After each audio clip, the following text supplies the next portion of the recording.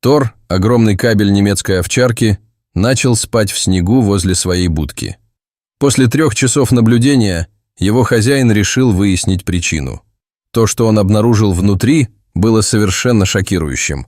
Андрес был ошеломлен, когда пес зарычал на него. Он вырастил Тора с крохотного щенка, и эти двое всегда были лучшими друзьями. Он снова подошел к будке, и пес отреагировал точно так же. Он встал между ним и Конурой, тихо рыча, как бы предупреждая Андреса не подходить ближе. Снег хрустел под ногами мужчины, когда он сделал шаг в сторону. В тот же момент Тор перестал рычать. «Что такое, мальчик?» – тихо спросил он. «Что у тебя там?» Тор вилял хвостом и опустил голову. Затем подошел к Андресу, чтобы тот почесал его. Андрес решил, что конфликт окончен, поэтому сделал шаг в сторону и снова направился к будке. Но Тор снова встал перед ним и принял угрожающую позу. Андрес понял, что лучше оставить пса, так как то, что было в будке, явно важно для Тора. Все началось летом предыдущего года. Андрес, увлекавшийся плотницким делом, построил великолепную конуру для Тора. У нее был навес и достаточно много места внутри, чтобы укрыть собаку от снега, который, как ожидал Андрес, начнет идти в начале декабря. Так оно и произошло. В первых числах декабря температура упала, и выпал первый снег. Тор инстинктивно понял, что сооружение, построенное Андресом, предназначалось для него, и в считанные минуты превратил его в свою личную крепость. В тот вечер Андрес заглянул в щелку между шторами в своей спальне и увидел, что Тор лежал на крыльце своей будки, положив голову на передние лапы, как будто он был на страже. Уже около часа шел легкий снег, и Андрес решил еще раз проверить собаку. Тор все еще был на крыльце своей конуры. На улице стоял сильный мороз, но он не сдвинулся с места. Это было действительно странно.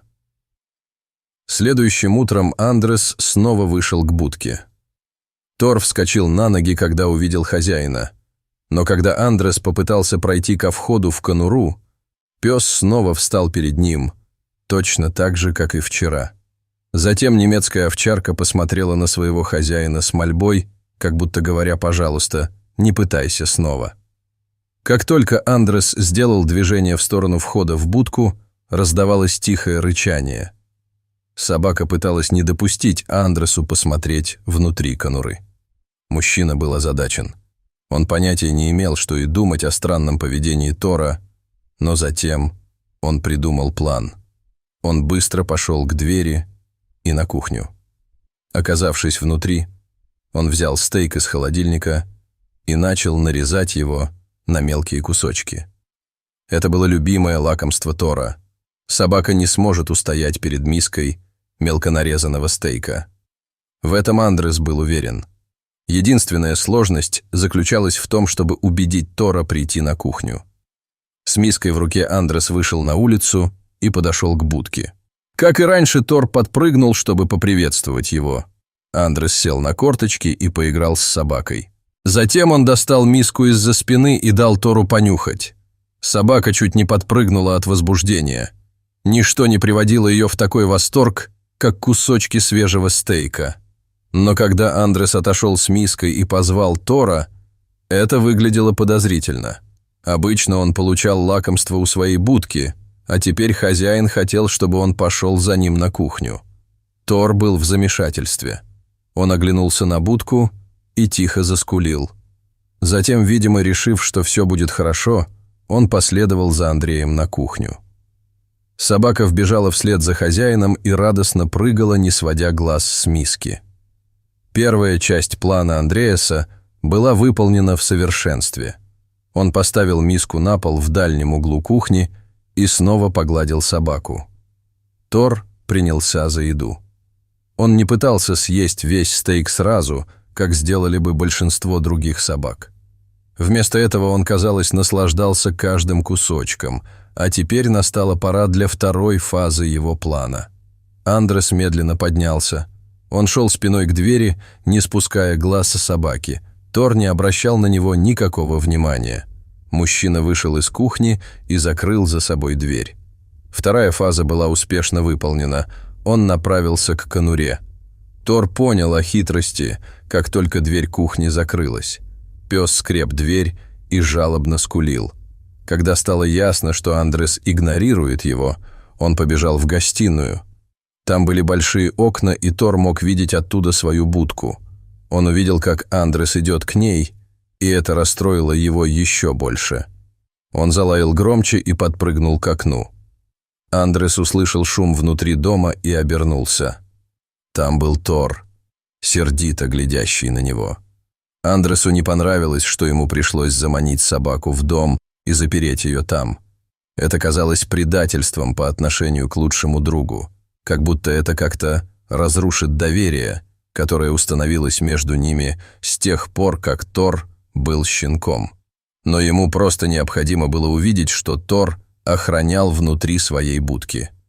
«Отчаянные ситуации требуют отчаянных мер», — решил он и двинулся дальше к будке.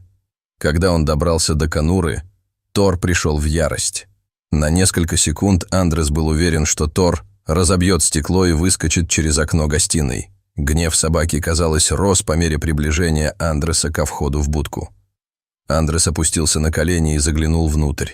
Теперь он был совершенно беззащитен, потому что его голова и руки не могли одновременно пролезть через отверстие. Если кто-то внутри нападет на него, он будет совершенно беззащитен. Но любопытство взяло вверх. Как только его глаза привыкли к темноте внутри, он пришел в шок. Внутри был енот. На мгновение Андрес растерялся. В обычной ситуации енот должен был бы просто сбежать, но этот стоял на своем. Точно так же, как Тор. Он что-то защищал. Затем Андрес увидел это. Сначала он заметил только одного детеныша енота, затем увидел остальных. В общем, он насчитал 6 малышей. Андрес сразу понял, что матери-еноту нужно было безопасное место, чтобы родить, когда пошел ранний снег. И, будучи джентльменом, Тор пожертвовал своим домом ради нее, а затем стал охранять. Андрес не мог не улыбнуться, поняв, что Тор, верный и добрый пес, принес огромную жертву ради матери-енота и ее детенышей. Он поделился своим пространством и стал их защитником, даже против своего хозяина. По мере того, как дни превращались в недели, Андрес решил создать уютное убежище для семьи енотов неподалеку. Он сделал удобное гнездо и позаботился о том, чтобы у них было безопасное место для проживания. Тор, понимая ситуацию, вернул себе свою конуру, но всегда бдительно следил за ними, всегда готовый поделиться убежищем. Так здорово видеть историю о доброте между животными. Вы когда-нибудь видели, как животные разных видов заботились друг о друге?